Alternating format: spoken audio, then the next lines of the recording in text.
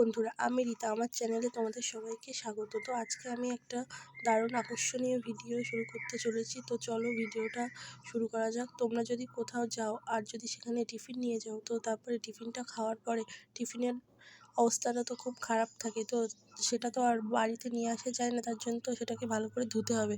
তো আমিও টিফিন নিয়ে গিয়েছিলাম। তারপরে আমি এখানে টিফিনটা মানে ভালো করে পরিষ্কার করবো বলে এই যে সামনে দেখছো ঘাস, এখান থেকে এক মুঠো ঘাস তুলে নিলাম।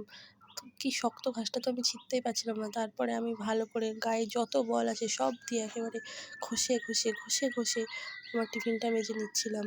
তো তারপরে এই দেখো আমার মাজাটা হয়ে গেছে। তারপরে আর কি আমি এখানে ভালো করে টিফিনটা একটু ধুয়ে নিচ্ছিলাম। তোমরাও এটা করতে পারো, যেখানে ঘাস পাতা যা পাবে সেটা দিয়ে একদম টিফিনটা ভালো করে ঝকঝক তকতকে করে মেজে বাড়িতে নিয়ে চলে আসবে। তারপর দেখবে মা একদম কিচ্ছু বলতে পারবে না।